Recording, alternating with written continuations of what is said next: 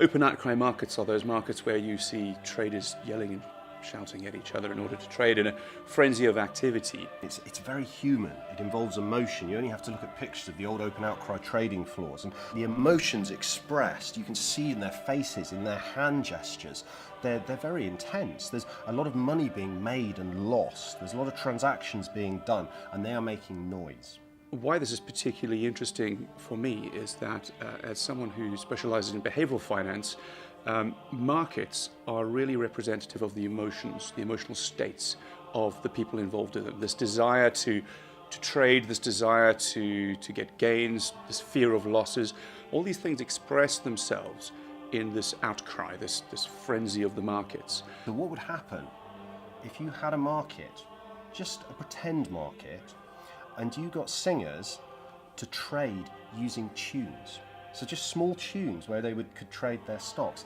Then maybe you could create a chorus of trading, a musical chorus that represented the financial market. We have three assets. When people are investing, typically they are doing three things. They are trading off risk and return in the long term.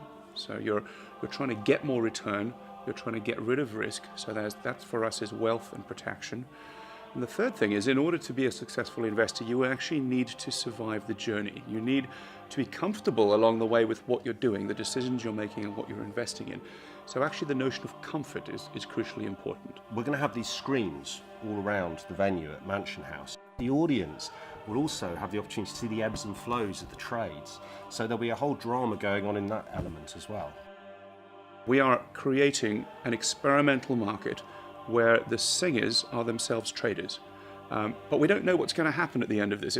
On the night, the actual music that comes out will be, in a very important sense, spontaneous, in the same way as the ups and downs of the market and the emotions of a real market are spontaneous as people react to the information and react to each other.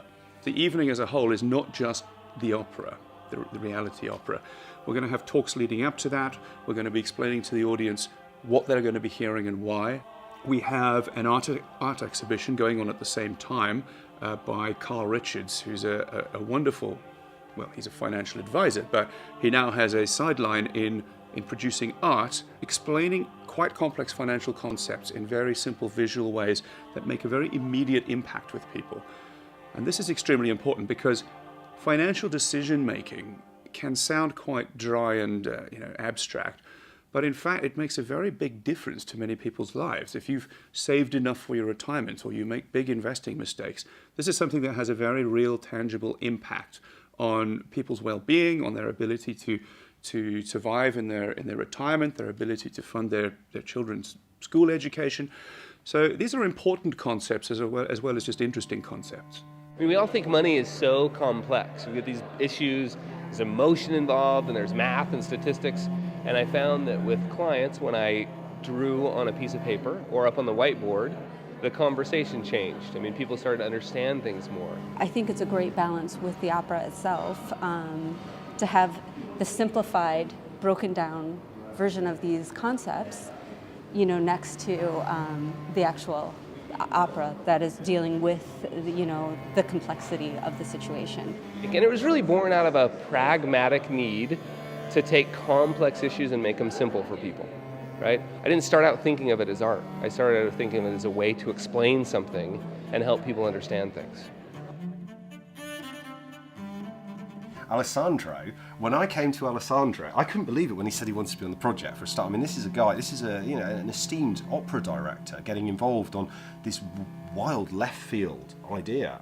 And it was wonderful when I heard he was coming onto the project. And he immediately came in and changed something fundamental. What I felt we really needed to do was create something non-naturalistic in that sense. I mean, it's still a trading floor, but what we've done is rather than having the singers all concentrated in one group in the middle, we've placed them around the room. We created almost like a stylized trading ring so that the whole audience is seated within this, in this big room here at Mansion House. The traders are all placed around the outside and trading it with each other over quite a large distance. And what that means is that the audience can get, they're sort of immersed in the energy of the whole, but they're also getting all the various individual strands between various pairs of traders. So they get the whole effect, but they also feel the detail as well.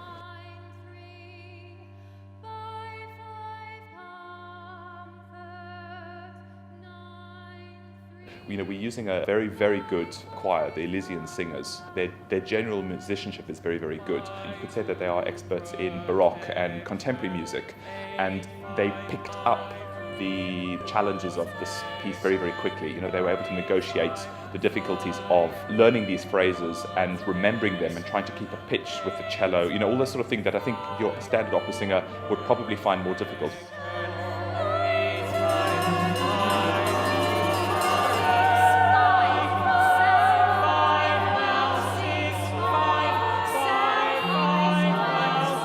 We have collected the financial personality assessments of all of the singers. We're going to be collecting data of exactly what happens on that night. The important thing for this is we're actually incentivizing those singer traders according to how well they do. So this is genuinely a functioning market, because what they take home in pay for their performance at the end of the day depends on how well they trade.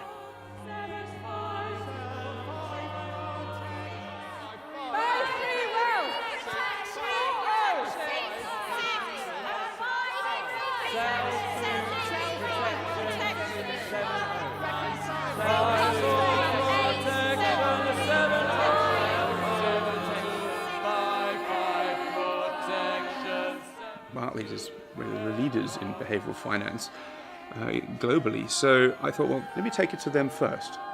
And I have to say, true to form, Barclays came back and said, yeah, we get it. Barclays has been very supportive of a very experimental work here, and that's to be commended. And of course, the other organisation that I'm so grateful to is Plymouth University. I'm a research fellow at the Interdisciplinary Centre for Computer Music Research at Plymouth University, and they've been incredibly supportive of this project, and I couldn't have done it without them.